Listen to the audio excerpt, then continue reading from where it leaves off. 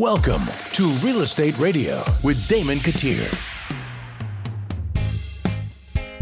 And welcome back. This is the Real Estate Radio Show with Damon Gettier. It's our first one. How do you feel like it's going so far? I think it's going pretty well. I think we're a little scattered, but I think we'll get it together. That's okay. Well, for one, we just wanted to learn about you. We wanted our listeners to know about you a little bit, but also about what makes you tick and what makes them tick. And one thing I know that has really connected with our listeners and with the people who list homes with you is the 14-day guarantee. I don't recall anyone in this market ever doing any kind of guarantee like that. Explain the 14-day guarantee, would you? 14-day guarantee. So originally it was 59-day guarantee, and that was back when. I remember that. Yeah, that was back when houses were taken. The average house in the market was a relist, which means you listed it for 6 months, it expired, and you listed it with the same agent or a new agent a second time before it sold. And because we do have a marketing machine, like, it sounds bad to say it out loud, but we do have a marketing machine. Like, we do have a system. Bad? I mean, it sounds a little arrogant, but I mean, it's not me. It's like the people I've surrounded myself with. Like, I have a marketing team. Like, we have a full-time videographer. She's in here right now with the camera videoing me. We have a full-time videographer. We have 2 or 3 full-time video editors. We have I don't even know what you call Larice. She's the marketing brains behind everything. She puts everything together. That it's just hard for an independent individual agent to have all those pieces together that we have. And it's taken a while. It's taken a long time to put the team together, but the team we have now just works well. And so because we market like we market, we are able to expose the house to the market in a way that others can't. And it's not that they don't want to, they just can't. And then we get more eyes on the property, and we generally, on average, we sell our houses faster and for more money. And so as the market changed, so did our days on market change, because right now, if you guarantee 59 days on the market, you'd be like, what are you doing? Because average days is less than 59 days in the market. And so, you and I, we've always watched the market and tried to stay true and stay competitive. And, 14 days, I feel confident, we plug any house into our marketing machine that we can have it under contract in 14 days. For more money. For more money, yeah. And if you don't, what are the consequences to you? Sell it for free. No commission to you. No commission. That's a pretty healthy guarantee, man. I mean, 2 weeks. You have confidence in your team. I have confidence in my team. I have surrounded myself with people as good or better than me. And I also know, speaking of your team, you work with a lot of different people. You work with a lot of different appraisers and inspectors. And I know inspections are a big deal with DGA. Yeah, they are. It's important. And we had this discussion in a team meeting this week, actually. And so during COVID, if you remember, like, people were waiving inspections because we had as many as 25 offers on a house, and people would do escalation clauses where they go above list price. They would waive this and waive that. They'd waive appraisal. They'd waive inspections, and anything just to get the house. Yeah, just get the house. Yeah. And unfortunately, like, it seems every single one that waived inspection that got the house got the problem. And I'm pretty stern about this now. Like, if the seller's not going to accept your contract because you want an inspection, don't buy the house. You wouldn't spend $200,000 on a car and not take it to your mechanic. Yeah. And so inspection's not perfect. They're not going to catch everything, but your inspector should. There's a couple of drop deads on inspections, and the industry's changed a lot on the inspection side, and I try to change with it, and I can't. I'm having to change back to where it used to be. Like, a home inspector, a couple of drop deads for a home inspector. If a home inspector doesn't walk a roof, okay, there are some roofs that aren't walkable. Some are too steep. Some of them have slate. You don't want them walking on a slate roof. Some of them, pretty much is it. Too steep, slate, or too high. Some of them are really high, and that's just getting into liability. Outside of that, a home inspector needs to walk a roof. And because all of them have drones, and, like, congratulations, you have a drone. Number one, most of them have a license to fly that drone. That's a whole nother segment.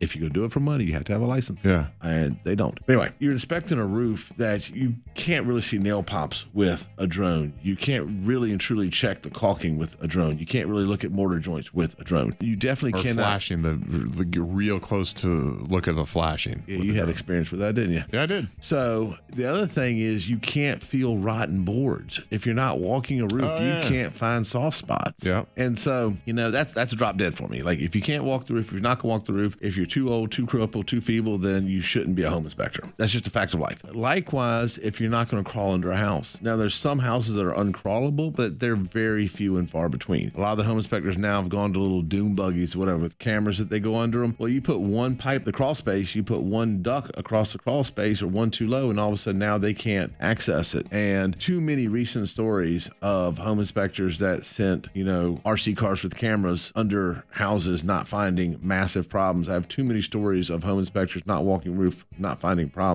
to allow for that. So, do your due diligence. If you're going to buy a house, have a home inspector come out, ask your home inspector questions like, do you walk the roof? Do you crawl under the house? Like, do you physically go into the house? And if the answer is no to either one of those, find another one. There's more out there. What if I don't know of a home inspector and I come to Damon Gettier and go, hey man, I found you at listwithdamon.com, but I don't have an inspector? We'll help you find an inspector. And I'll tell you this, home inspector's job is not to write a home inspection in regard to a real estate contract. Like, they should write their home inspection irregardless of. Some home inspectors say, all right, I'm only inspecting the things that the real estate contract cover. Well, I didn't hire you to do an inspection of what you think my contract that you have not seen says. Right. Okay? Yeah. I paid you to do an inspection. Like, I want to know the condition of the house. Whether it's something that is pertinent to the contract or not, I want to know if there's a problem. I want to know if it's something I need to address. Because there's a lot of things, so the contract does not address things that were code when they were done, but are no longer code. Well, if it's wrong, GFCIs. If you have a very old house, GFCIs weren't even an issue. Yeah, right. Now GFCIs code. Well, if you're one of these home inspectors that says, well, it wasn't code when it was put in, when it was built, so I'm not going to put it in there. Well, I kind of like my wife and kids, and, should someone drop a hairdryer in the tub, I'd kind of like them to live. Yeah. So I want to know that even though it's not relevant to the contract, when I buy the house, I might elect to put ground faults in to protect my family. And plenty of examples of things like that. You need to have an inspection of the house. That being said, some of these inspections are really detailed. You want one really detailed or you not want one? I want one really detailed. And then you need to rely on your agent to interpret that. Like, take this inspection. Now, in regards to this contract, what can I ask for? What can I not ask for? Okay. And it's not a shopping list. It's not like, oh, I'm going to hand you the report, you have to fix everything. That's not how it works. The contract's very specific on what's covered and what's not. Grandfathered items are not covered. Matters of preference are not covered. Cosmetic items are not covered. Okay. But your agent should be there to balance it out and help you interpret. Like, don't go off the deep end, because every home inspection looks bad. We had a client last week buy a brand new home, and there's stuff wrong on the home inspection. It happens. There's nothing perfect in this world. Okay. There's going to be deficiencies on the home inspection. That's what you pay them to do, is get a report card of that. And you want someone that's going to give you the honest, truest report card of that. And then you want to rely on your real estate agent to help you interpret which of those things are covered by the contract, which are not, which ones you should address with the contract, which ones you need to address post-closing. You've helped me in the past. The home that we bought for my son, for Noah, which he's renting right now until he decides if he wants to pay. You were like, that home was built in 1963, what it was, 79, yep. whatever year it was built, 70 something. And you were like, if I'm not mistaken, you said, yeah, that was back when they had Orangeburg pipe. Yep. You need to snake a camera down there and check it out. And by golly, we did, and it was bad. So we called, you hooked me up with a septic company, came out and redid the whole thing. But I wouldn't have known to do that had it not been for you and your advice. So you offer that advice to people. We try to do a very good job of advising people, because it typically is the largest, at least at that point in life, it's the largest investment they've ever made. And they might buy another home in 5, 7, 10 years. That's more expensive. But at that point in life, it's usually the largest investment they make. And it's our job to guide you through that process and get the paperwork right. You have a lot of retention, don't you? I'm one, a repeat buyer. So, Hannah and I, my wife and I, we bought through you, we sold through you, bought another one through you. So, you have repeat business a lot, don't you? Well, it's yes, but it's service that gets you the business. It's taking care of the consumer that gets you the business. And it's, so on the sales side of things, Zig Ziglar used to be a famous sales trainer. Yep. And he is in radio too, by the way. Is he? Yeah, that's who they use. So, it's everything he said, just about everything he said is true. And it's that people don't care how much you know to how much you care. And I teach my agents that if, if you take care of the client will take care of you. If you focus on helping the client, then your needs will get served, which agents get paid commission. And what's the easiest way to make a commission is to help a client, truly help a client, to truly guide them through the process. And if you do that, the way the world works, if you give, you get. If you're out trying to get, you're not going to get. You have to give first. And so if you give knowledge, if you give advice, if you give counseling, if you help these people acquire the house they want and protect them along the way, then the world compensates you for that. You're a family man. You're passionate about families. Being the #1 real estate agent for homes sold in Roanoke, Lynchburg, and the NRV, do you still get to talk to the people? Do you still, it's more than just numbers for you, isn't it? It is. It's funny. I'm trying to get choked up about it sometimes, but it's one of the biggest things in their lives that truly matter. Like, it's their home. It's where their memories are going to be. It's where their kids are going to get their first steps. You walked in their homes, on the back of the doors, you got the measurements and everything. You just get choked up on this show? Rock on. I have never seen him choked up.